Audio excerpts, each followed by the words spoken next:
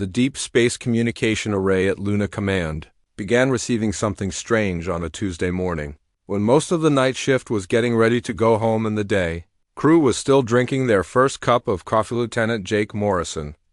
was the first human to hear the alien voice, though he did not know it was alien at first because the translation software had already converted the sounds into perfect English by the time it reached his headset, and the voice sounded scared and desperate, like someone calling for help during a natural disaster. The message was simple, but it made Jake sit up straight in his chair and reach for the emergency alert button, because what the voice was saying made no sense according to everything humans knew about the universe and their place in it. We are the Villani people, and we have searched the stars for many years looking for the species that others whisper about in the dark corners of space stations and trading posts, the species that comes from the death world called Earth, the species that can survive what kills others. We need your help, because our enemies are coming, and they will destroy us all unless someone can stop them. Jake hit the alert button, and within minutes Admiral Jake Morrison, who happened to share the same first name, arrived in the communication center along with Dr. Alan Cross, who was the best alien expert Earth had, even though he had never actually met an alien before today, and Captain Lisa Harper, who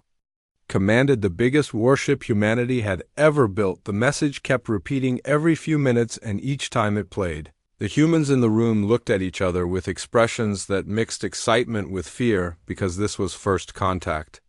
with alien life, but it was not the peaceful meeting of minds that scientists had always imagined. It would better. Cross worked with the computer systems to trace where the signal was coming from, and after an hour of calculations he announced that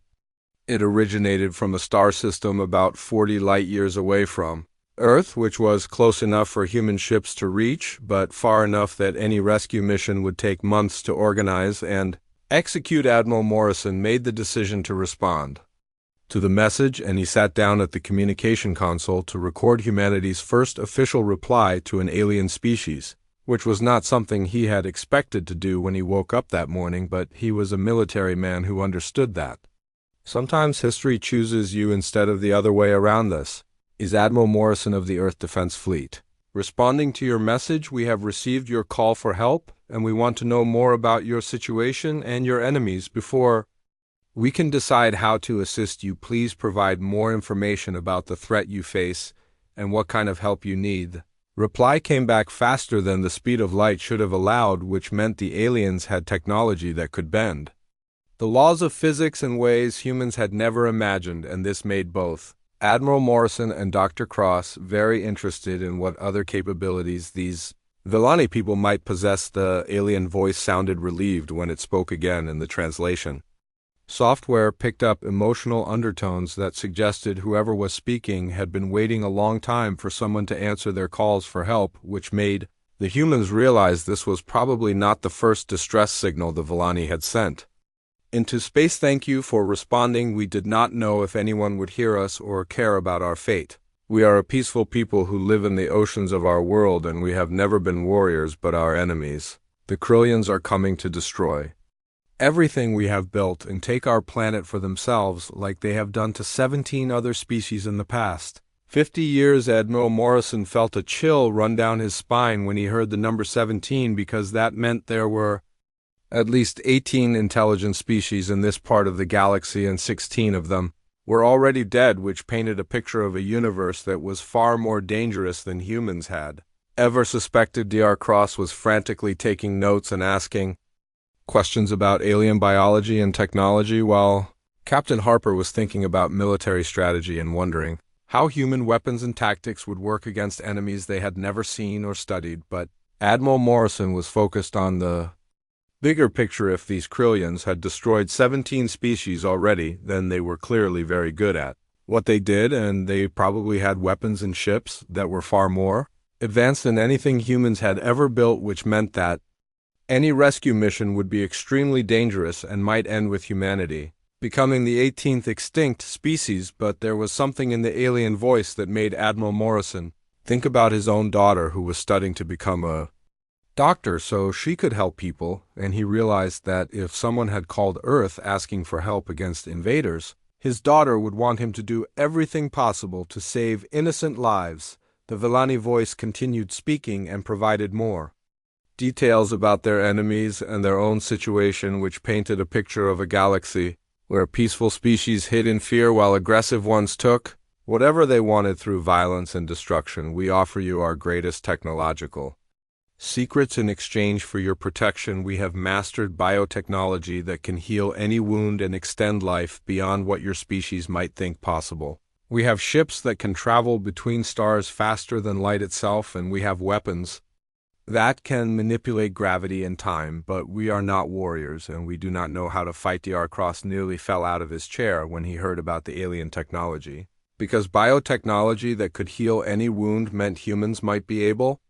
to cure diseases that had plagued the species for thousands of years, and faster than light travel meant the universe would suddenly become much smaller and easier to explore. Captain Harper was thinking about what human military forces could accomplish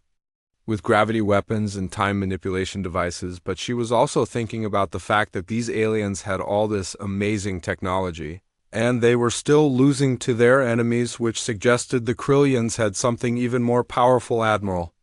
Morrison made his decision based on a combination of moral obligation, strategic opportunity, and simple human curiosity, because he knew that if Earth ignored this call for help and the Villani were destroyed, humanity would always wonder what might have been different if they had acted. We will help you, but we need time to prepare our forces and study the intelligence you can provide about your enemies. We are sending our fastest ship to make contact with your leaders and begin planning a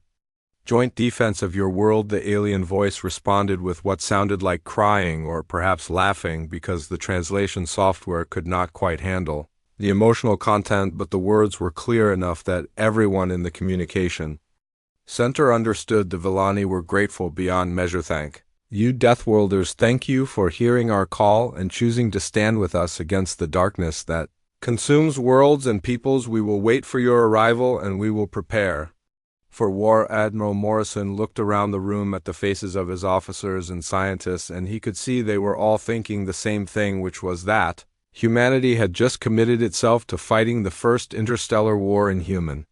history against enemies they knew nothing about, except that those enemies had already won 17 times before. The Armstrong shipyard near Mars had never seen activity like this before, because every construction bay was working around the clock to prepare the first human interstellar battle fleet and workers who had been building peaceful exploration vessels suddenly found themselves installing weapon systems and armor plating on ships that were designed to travel farther from Earth than any human had ever gone. Admiral Morrison stood in the main observation deck, watching dozens of ships take shape, while engineers and technicians crawled over every surface like ants building something much larger than themselves, and he knew that in 6 weeks these vessels would either return home victorious or they would never return at all. The flagship of the fleet was the USS Liberty under Captain Danny Foster, who had spent his entire career commanding aircraft carriers in Earth's oceans and now found himself learning how to fight battles in the vacuum of space where there was no up or down,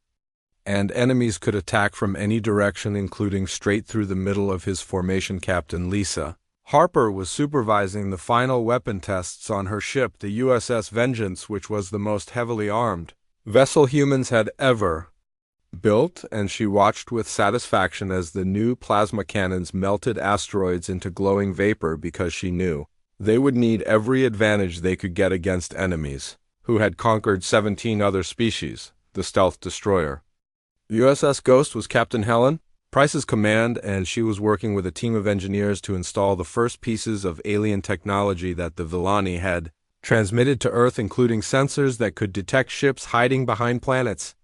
and communication systems that worked faster than light speed. Major Sam Carter was training the first battalion of soldiers who would fight on alien worlds and in the corridors of enemy ships, and his troops were learning to use the new Reaper suits, which combined human engineering with Villani biotechnology to create armor that could repair itself and keep a soldier fighting even after taking damage that would normally be fatal. The Reaper suits were Dr. Amy Watson's greatest achievement, because she had figured out how to integrate alien healing technology with human biology, and the result was armor that could seal wounds, close broken bones, and even restart a stopped heart. if the soldier inside was injured during combat. Lieutenant Jake Torres was the youngest ship commander in the fleet, and he spent his days studying reports about Krillian tactics while wondering if he was ready to lead men and women into battles against enemies who had never lost a war, and he often found himself talking to Chief Engineer Maria Santos, who reminded him that humans had advantages the Krillians had never encountered before. The intelligence reports that arrived daily from Villani scouts painted a picture of enemies who were unlike anything in human experience, because the Krillians were silicon-based life forms who lived in crystalline ships and thought with a collective mind that made them perfectly coordinated but also predictable in ways that human tactical experts were beginning to understand. Dr. Cross had established a research facility on Luna where he worked with Villani samples and data to understand how their biotechnology functioned, and every day he made discoveries that revolutionized human understanding of medicine,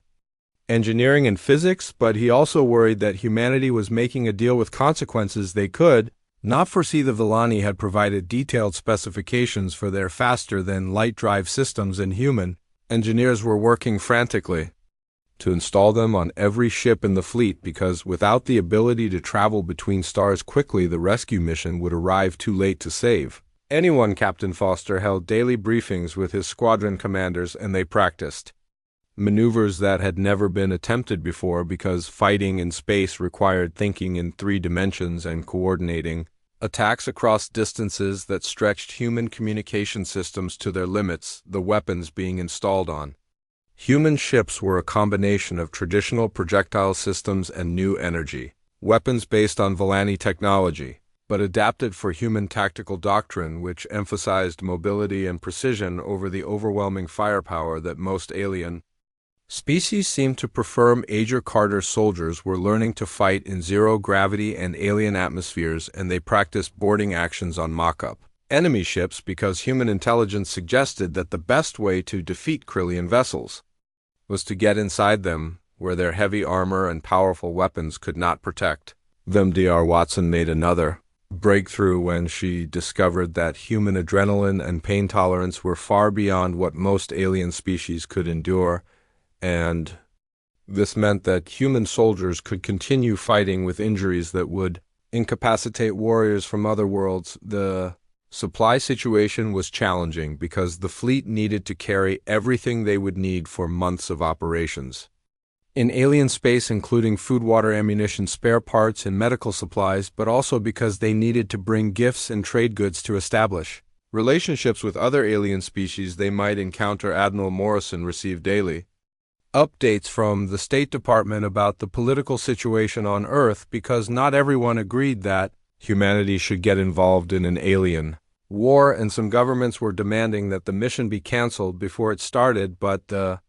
president had made the decision and the fleet would launch on schedule. Captain Harper tested her crew's readiness by running surprise drills at all hours, and she was pleased to see that her people were adapting to the stress and complexity of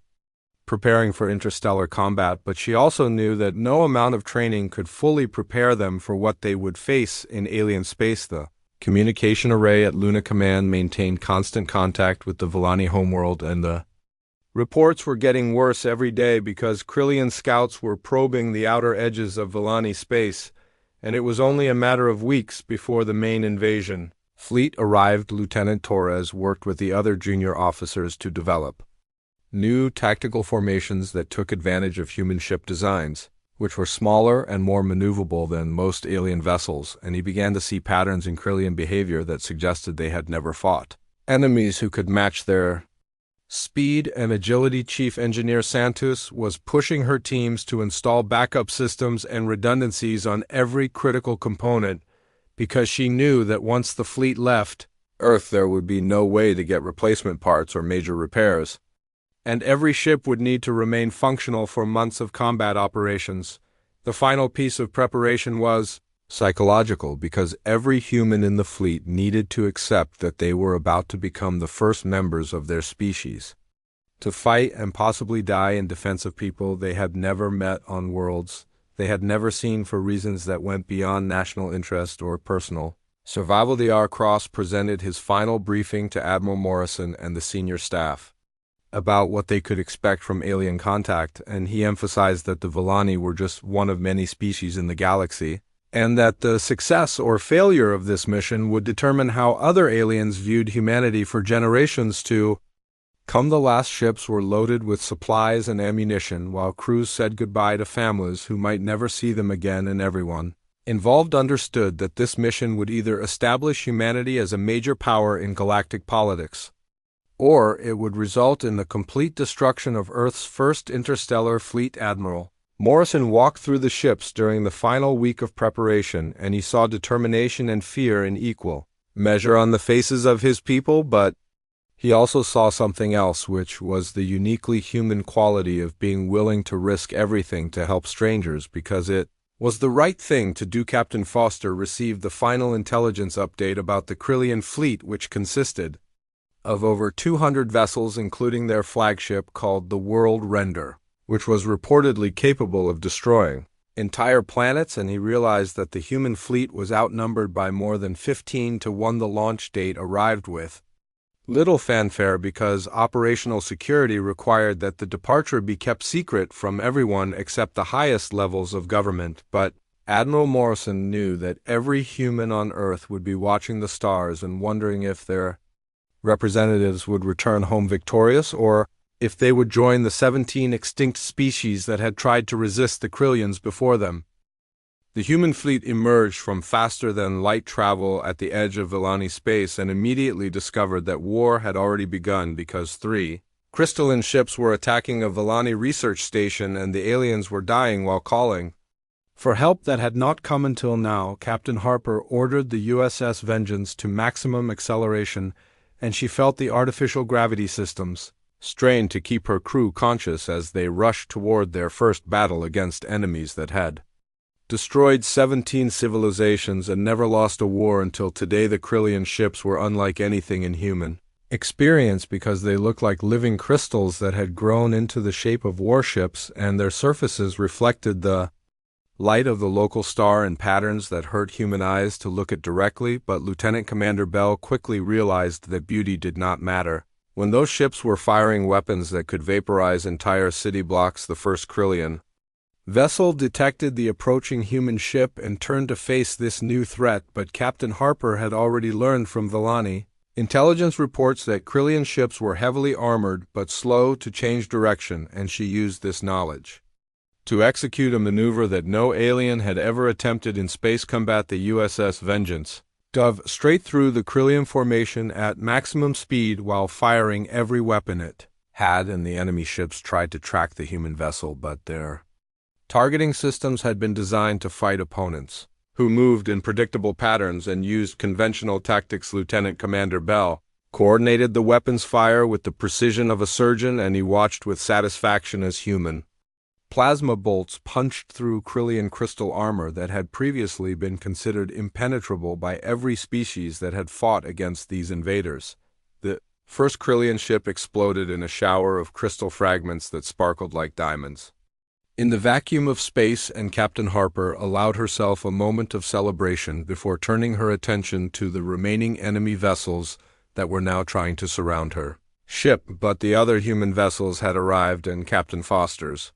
USS Liberty launched its fighters while Captain Price's USS Ghost appeared from behind an asteroid where it had been hiding and caught the second Krillian ship by complete surprise. The battle lasted only 12 minutes, but it established several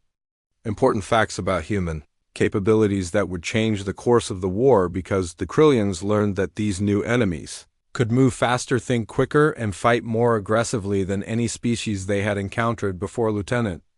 Torres commanded a squadron of human fighters that swarmed around the remaining Krillian vessel like angry wasps, and the enemy ship tried to swat them with weapons designed to destroy much larger targets, but the human pilots were too fast and too unpredictable for the alien targeting computers. The last Krillian ship transmitted a message to its home fleet before it was destroyed, and human intelligence specialists intercepted the communication, which contained detailed sensor readings about human ships and weapons, along with a warning that the new enemies were unlike anything the Krillians had faced in their conquest of the galaxy. Admiral Morrison arrived with the main fleet just as the battle ended, and he surveyed the wreckage with mixed feelings because humanity had won its first victory against the Krillians, but he knew that this small engagement was nothing compared to the battles that lay ahead. The Villani research station was badly damaged, but most of its crew had survived, and they transmitted messages of gratitude that were almost impossible to translate, because their language had no words for the concept of strangers, risking their lives to save people they had never met. Dr. Watson led the medical teams that treated wounded Villani survivors, and she was amazed by their physiology because they were aquatic beings who breathed liquid instead of air, and their bodies were so different from humans that she had to completely revise her understanding of alien biology. The human fleet proceeded to the Villani homeworld, where Admiral Morrison met with the alien leadership in their underwater cities, and he was struck by how peaceful and gentle these people were compared to the warriors he had expected to find after reading their desperate messages. Elder Nethara was the leader of the Villani Council, and she welcomed the humans with ceremonies that had never been performed for aliens before, because her people had given up hope that anyone would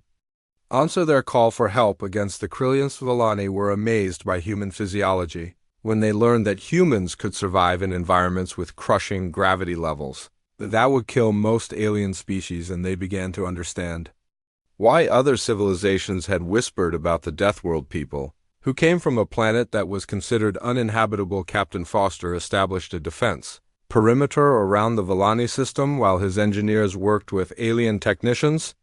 to understand each other's technology, and he was impressed by the Villani mastery of biotechnology but concerned about their complete lack of military knowledge. Commander Alex Newman led the first reconnaissance mission into Krillian-controlled space aboard a modified stealth ship, and what he discovered there made him wish he had never volunteered for the assignment, because the evidence of Krillian brutality was beyond human comprehension. The reconnaissance team found the remains of 3 civilizations that had been completely destroyed by the Krillians, and their worlds had been stripped of all mineral resources until nothing remained but barren rock floating in space like tombstones marking the graves of entire species. Newman's team recovered data recordings from the destroyed worlds, and the final transmissions of dying species painted a picture of enemies who showed no mercy and took no prisoners, because they viewed other life forms as nothing more than obstacles to be removed from planets they wanted to mine. Intelligence officer Captain Nicole Brooks analyzed the Krillian communication patterns that human sensors had intercepted during the battle, and she discovered that the enemy operated as a hive mind, with limited individual thinking, which meant their tactics were predictable but their coordination was perfect. The Villani provided detailed intelligence about Krillian military capabilities, and Admiral Morrison learned that the enemy fleet approaching their system consisted of over 200 vessels, including massive dreadnoughts that could destroy planets and support ships that carried millions of warrior drones. Major Carter began training Villani volunteers in basic combat techniques, but he quickly realized that these gentle aquatic beings were not suited for warfare and would need to contribute to the defense effort in other ways, such as providing technical support and medical assistance. Dr. Watson made a breakthrough when she learned that Villani biotechnology could be adapted to work with human physiology, and she began developing medical treatments that could heal wounds instantly and enhance human physical capabilities beyond their natural limits. The human fleet used the time before the Krillian arrival to study enemy tactics and develop countermeasures, and Lieutenant Commander Bell created new battle formations that took advantage of human ship designs, which were smaller and more agile than anything the Krillians had fought before. Captain Harper worked with her tactical officers to identify weaknesses in Krillian ship design, and they discovered that the crystal-based vessels were vulnerable to specific types of energy weapons, and that their heavy armor actually made them less maneuverable in close combat. The Villani shared their gravitational manipulation technology with human engineers, and Chief Engineer Santos realized that this could be used to create new types of weapons and defensive systems that would give the outnumbered human fleet advantages. The Krillians had never encountered Admiral Morrison, held daily briefings with his senior staff, and they developed a battle plan that relied on human strengths rather than trying to match Krillian firepower with inferior numbers, and the strategy emphasized speed, mobility, and tactical innovation over conventional space combat. The reconnaissance missions continued, and each one brought back more evidence of Krillian destructiveness, along with intelligence about their fleet composition and movement patterns, but also confirmation that they had never fought enemies, who used human tactical approaches. Captain Price's stealth ships conducted deep penetration missions into enemy territory, and they gathered intelligence about Krillian command structures while avoiding detection by using human stealth technology that the aliens had never seen before. The final preparations were completed just as long-range sensors detected the approaching Krillian armada, and every human in the fleet knew that the next few days would determine whether they would save the Villani civilization or become the 18th species to be destroyed by these relentless invaders. Admiral Morrison addressed his entire fleet over the communication system, and his words were simple but effective, because he reminded every human that they were fighting not just for the Villani, but for the principle that peaceful species should not live in fear of those who chose conquest over cooperation. The Krillian armada dropped out of faster-than-light travel in perfect formation with over 200 crystalline warships arranged in geometric patterns that reflected their hive mind mentality, and their flagship, the world rendered, dominated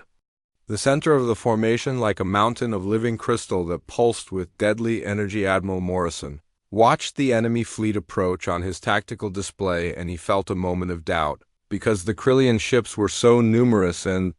so large that they blocked out the stars behind them. But he pushed the fear aside and activated the trap he had spent weeks preparing with Villani gravitational technology. The asteroid field between the two fleets suddenly came alive as hidden Villani gravity manipulators activated and hurled massive rocks toward the Krillian formation at velocities that turned simple stone into devastating kinetic weapons that struck with the force of nuclear explosions. The Krillian fleet commander had never encountered enemies who used the battlefield itself as a weapon, and several enemy ships were destroyed or damaged by the asteroid bombardment before they could adapt their defensive systems to deal with this unexpected tactic. Captain Harper led the first wave of human ships in a direct assault that violated every principle of conventional space combat, because instead of maintaining safe distances and exchanging long-range fire, the human vessels dove straight into the Krillian formation like bullets fired from a gun. The USS Vengeance accelerated to maximum speed and punched through the enemy formation while firing every weapon it had, and the Krillian ships tried to target the fast-moving human vessel, but their weapons systems had been designed to fight opponents who moved in predictable patterns. Lieutenant Commander Bell coordinated the attack with split-second timing, and he watched his tactical display as human ships executed maneuvers that the Krillians had never seen before, because no species had ever been crazy enough to fight at point-blank range in the vacuum of space. The Krillian hive mind struggled to adapt to human tactics because their collective intelligence was optimized for coordination and efficiency, but not for the kind of creative thinking that allowed humans to invent new strategies in the middle of a battle. Captain Foster's USS Liberty launched wave after wave of human fighters that swarmed through the enemy formation like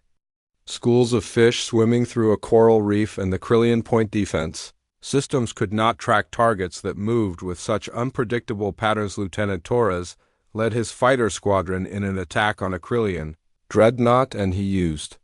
his atmospheric flight training to execute barrel rolls and high-speed turns that confused the enemy targeting computers, because they had never been programmed to fight opponents who thought in 3 dimensions. The battle reached its turning point when Major Carter executed the most audacious military operation in human history by leading his Reaper-suited soldiers in a direct boarding assault on the Krillian command ship, which was something no alien species had ever attempted because it was considered tactically impossible. The human drop pods punched through the crystalline hull of the enemy flagship, and Carter's soldiers found themselves fighting in corridors that looked like the inside of a geode while breathing air that tasted like copper and ozone from the alien life support systems. The Krillian warriors were silicon-based life forms that looked like walking crystal sculptures, and they fought with weapons that projected coherent energy beams, but they had never faced enemies who could survive in vacuum and continue fighting with injuries that would kill most organic beings. Major Carter's Reaper suit took a direct hit from a Krillian energy weapon, and the alien technology should have killed him instantly. But the Villani biotechnology in his armor sealed the wound and repaired the damage while he continued fighting without missing a step. The human soldiers adapted to zero-gravity combat faster than their enemies because they had trained extensively for operations in hostile environments, and their tactical flexibility allowed them to turn every corridor and chamber of the alien ship into a battlefield that favored human advantages. Dr. Watson monitored the medical status of the boarding team from her position aboard the USS Liberty, and she watched in amazement as the Reaper suits kept her soldiers fighting despite injuries that would have incapacitated warriors from any other species. She had studied the Krillian hive mind began to fragment as human jamming systems disrupted their collective communication network, and individual enemy ships started making tactical errors because they were not accustomed to thinking independently without guidance from their central command captain. Price's USS Ghost had infiltrated deep into the enemy formation, using stealth technology that the Krillians could not detect, and she waited for the perfect moment to strike at the heart of their command structure with a precision attack that would shatter their coordination. The battle raged for hours as human ships darted between massive Krillian vessels like wolves attacking a herd of elephants, and the enemy fleet struggled to bring their superior firepower to bear against opponents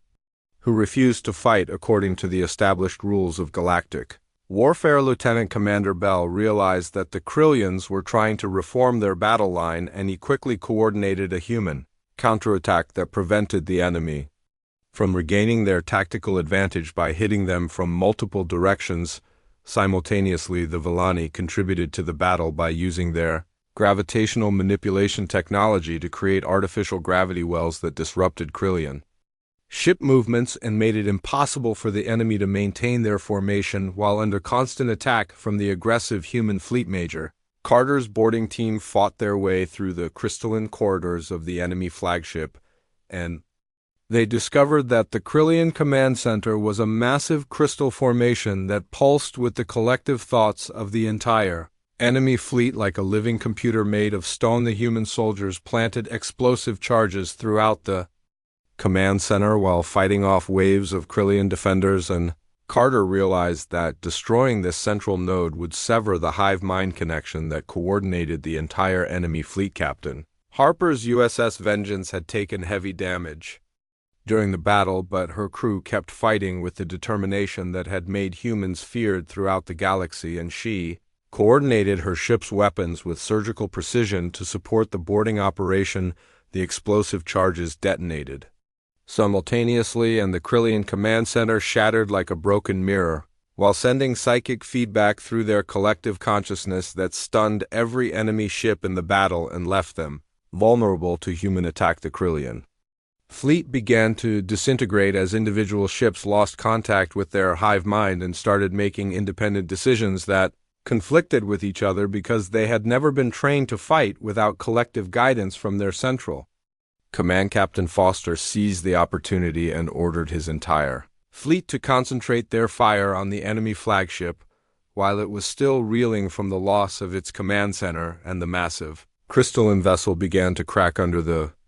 sustained bombardment from human weapons. Lieutenant Torres and his fighter pilots exploited the confusion in the enemy ranks by attacking Krillian ships that were no longer coordinating their defensive fire, and they destroyed several enemy vessels that would have been impossible to defeat if the hive mind had remained intact. The world render began to break apart as internal explosions tore through its crystalline structure, and Admiral Morrison watched with satisfaction as the symbol of Krillian invincibility crumbled into glittering fragments that drifted through space like stars being born. The remaining Krillian ships attempted to retreat, but human vessels pursued them relentlessly because Admiral Morrison had decided that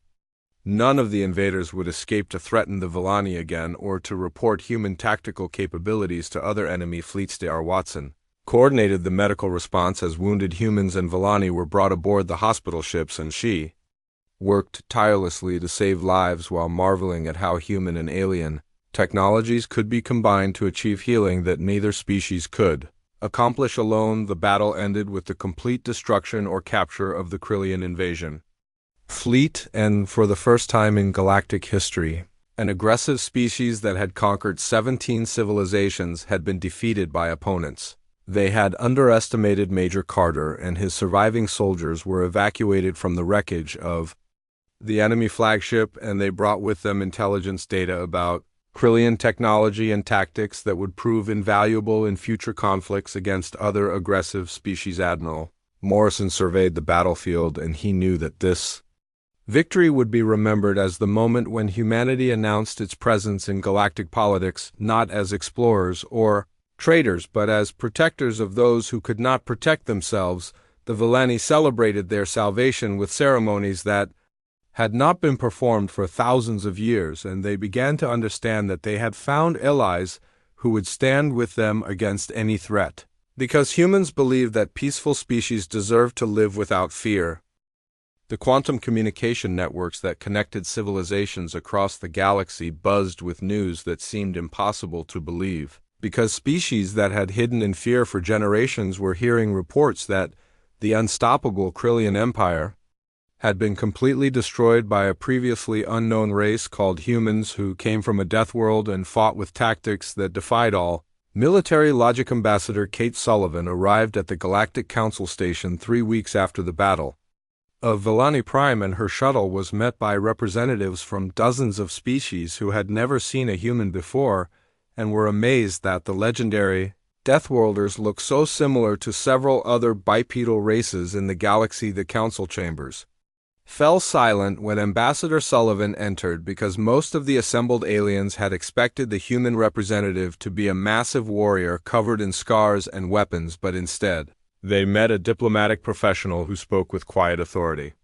about humanity's desire for peaceful cooperation with all civilized species. Elder Zephyr of the Ethereal Collective was the first to address the human ambassador, and his translucent form shimmered with curiosity as he asked how a species that had only achieved faster than light travel within the past year could have defeated enemies that had conquered half. The Galaxy Ambassador Sullivan explained that humans had not won through superior technology or overwhelming numbers, but through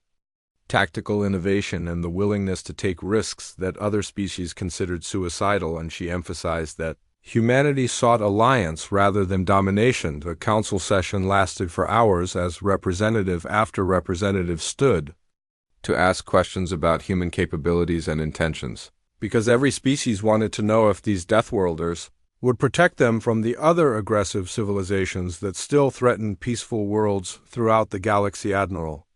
Morrison faced new challenges every day as reports arrived from across the galaxy describing threats that made the Krillian Empire seem small by comparison, because the Void Seekers were ancient machine intelligences that consumed entire star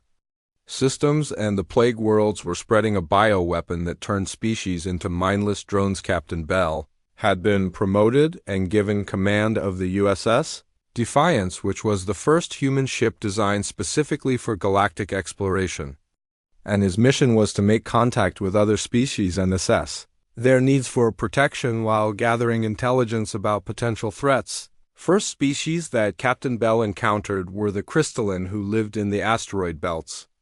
of their system and had been hiding from aggressive neighbors for over 2 centuries until they heard about human military capabilities and decided to risk sending a message asking for help. Commander Alex Newman led the diplomatic mission to the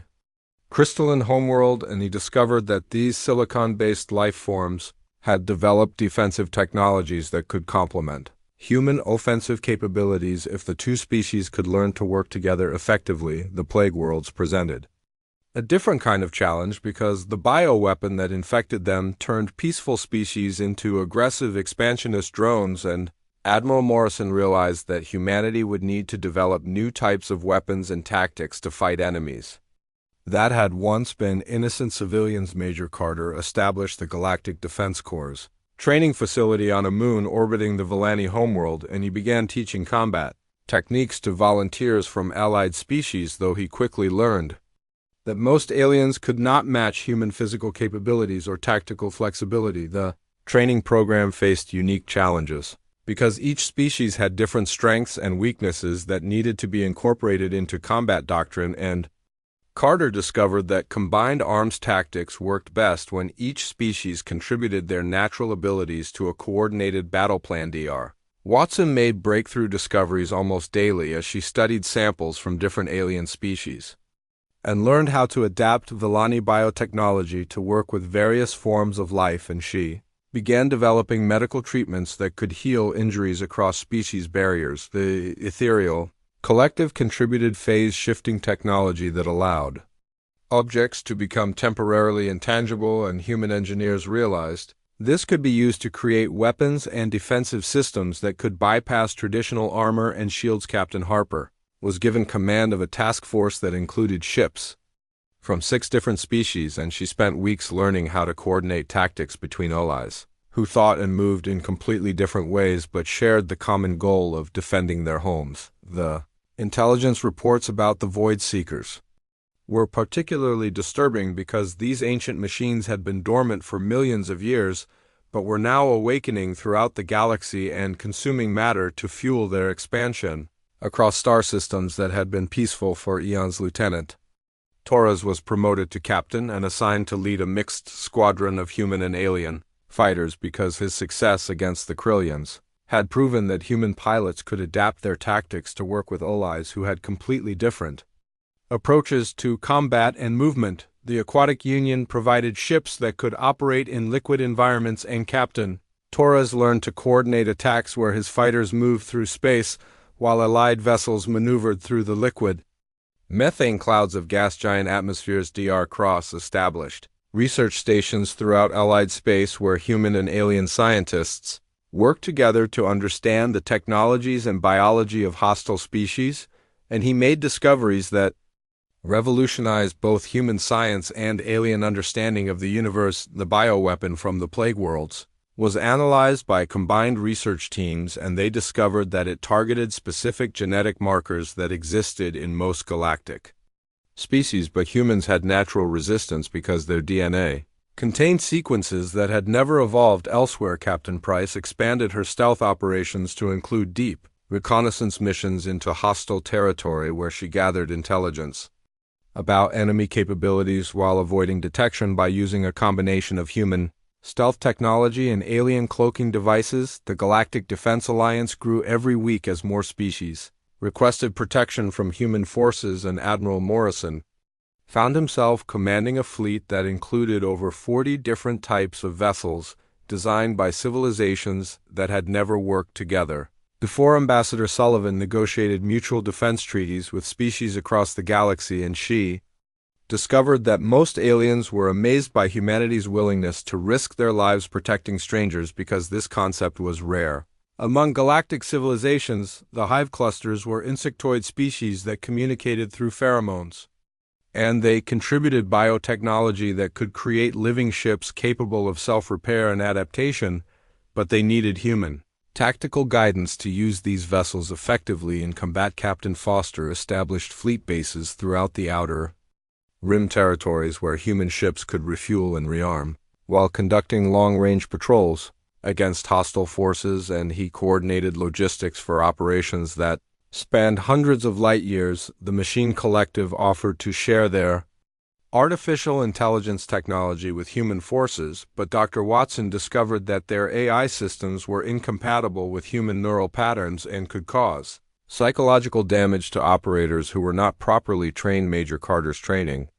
programs evolved to include specialized courses for different types of warfare, including boarding actions in zero-gravity combat and toxic atmospheres, and coordination between species that experience time at different rates due to their biology. The Void Seekers launched their first major offensive against the Tertian Republic, and the combined human-alien fleet arrived just in time to witness ancient war machines that were larger than moons systematically dismantling planets to fuel their continued expansion. Captain Bell led the defense of the Tertian system, and he coordinated attacks by over 60 ships from 12 different species against enemies that had been perfecting their destructive capabilities for millions of years before any current galactic civilization had evolved. The Battle against the Void Seekers required completely new tactics because conventional weapons had no effect on enemies that could absorb energy and convert matter into additional war machines, and Captain Harper developed strategies that used the Seekers' own capabilities against them. The Alliance discovered that Void Seekers could be defeated by overloading their absorption systems with more energy than they could process, and human ships began carrying specialized weapons that created artificial supernovas in miniature to overwhelm enemy defenses. Dr. Watson's medical teams treated casualties from dozens of different species during the battle, and she learned to adapt human field medicine to work with alien physiology while developing new techniques that saved lives across biological barriers. The victory against the Void Seekers established humanity as the primary military force in the galaxy, but it also revealed that there were other ancient threats awakening after eons of dormancy, and the Alliance would need to prepare for conflicts that would make previous battles seem insignificant. 1 year after first contact with the Villani, the human defense fleet had grown into an armada of over 300 vessels that represented the combined technological achievements of 47 different species working together under human military leadership, and Admiral Morrison found himself commanding forces that spanned the entire galaxy. A flagship of the new fleet was the UES Retribution, which combined human engineering with the best technologies that allied species could provide, and Captain Harper stood on its bridge looking at tactical displays that showed the positions of Allied fleets across dozens of star systems, preparing for the greatest battle in galactic history. The threat that had awakened in the Galactic core was unlike anything the Alliance had faced before, because long-range sensors detected energy signatures that matched no known technology, and the ancient automated warning systems left by extinct civilizations were broadcasting messages that translated as variations of the same terrifying phrase, "They have returned, and all who live shall feed them, as was ordained in the beginning, when the galaxy was young and the first children learned to fear the hunger that consumes stars and worlds, and the spaces between them, until nothing remains but darkness and silence." Captain Torres led a reconnaissance fleet toward the galactic core, and what his ships discovered there challenged everything the Alliance thought they knew about galactic history, because the entities awakening in that region were not invaders from outside, but the original inhabitants returning to reclaim what had always been theirs. The Devourers were older than any current galactic civilization, and they had ruled the galaxy for millions of years before going into dormancy and allowing lesser species to evolve and spread across worlds that had always belonged to the Ancient Ones, who viewed all other life as escaped livestock. Admiral Morrison convened an emergency council that included representatives from every allied species, and the debate lasted for days because some aliens wanted to flee to other galaxies, while others preferred to submit to the Devourers rather than face extinction fighting, an enemy that had ruled the stars when their ancestors were primitive microorganisms. The Villani provided historical records recovered from dead worlds, and these ancient documents told the story of previous galactic civilizations that had tried to resist the Devourers and failed, because no conventional military force could defeat enemies that treated entire star systems as feeding grounds. Dr. Watson studied biological samples that had been recovered from Devourer territory, and her analysis revealed that these entities were not simply large predators, but were living ecosystems that could absorb and incorporate the genetic material of any species they consumed. The intelligence reports painted a picture of enemies that had evolved beyond the need for individual bodies, because each devourer was actually a collective organism made up of billions of smaller creatures that could separate and recombine as needed for different tasks. Captain Bell commanded the advance warning network that monitored devourer movements, and his reports described motherships that were larger than moons and moved through space by manipulating gravity itself, while smaller vessels swarmed around them like antibodies protecting a living organism. The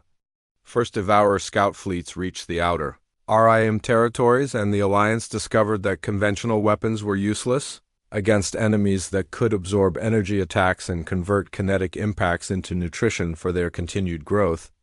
And Expansion Major Carter studied the tactical reports from these early encounters, and he realized that the only way to fight the Devourers was to get inside their massive vessels and destroy them from within using the boarding tactics that had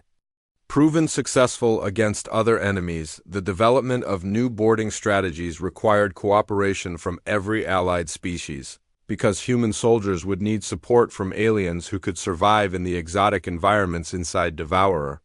vessels where gravity pressure and atmosphere could change without warning. Dr. Cross made the breakthrough discovery that Devourers were vulnerable to quantum disruption, weapons that could interfere with the quantum entanglement that allowed their collective consciousness to coordinate actions across vast distances. The Alliance began mass production of quantum disruption devices while human engineers worked with alien technicians to modify every ship in the fleet for the unprecedented boarding operations that would be required to defeat enemies the size of small planets. Captain Price led the stealth reconnaissance missions that gathered detailed intelligence about Devourer vessel layouts, and her teams discovered that the enemy ships were not built but grown like living organisms with corridors that resembled blood vessels and chambers that functioned like organs. The final battle plan required simultaneous boarding actions on hundreds of Devourer vessels because the enemy collective consciousness could adapt to human tactics if given time to analyze and counter them, but they would be vulnerable if attacked everywhere. At once, Lieutenant Commander Newman coordinated the logistics for an operation that would involve over 50,000 human soldiers and their alien support teams boarding enemy vessels across a battle zone that spanned multiple star systems. The Alliance fleet assembled at the edge of Devourer territory, and Admiral Morrison addressed every ship in the Armada as they prepared for a battle that would determine whether intelligent life would continue to exist in the galaxy or whether everything would be consumed by entities that had fed on civilizations for millions of years. Captain Harper's UES Retribution led the assault fleet toward the Devourer motherships, and she watched her tactical display as thousands of allied vessels executed maneuvers that had been practiced countless times but never attempted against enemies of this scale. The Devourers responded to the Alliance attack with movements that seemed slow because of their enormous size but actually covered vast distances in seconds, and their weapons fired coherent streams of matter that could disintegrate anything they touched. Major Carter's boarding teams launched from assault ships that had been designed specifically for penetrating Devourer hulls, and his soldiers found themselves fighting inside living vessels where the walls pulsed with alien heartbeats and corridors contracted like muscles trying to crush intruders. The battle raged across light years as human soldiers fought their way through the interiors of enemy vessels while allied fleets engaged Devourer escort ships that defended the motherships with tactics that had been perfected over millions of years of galactic domination. Dr. Watson monitored the medical status of the boarding teams, and she watched in amazement as human soldiers continued fighting in environments that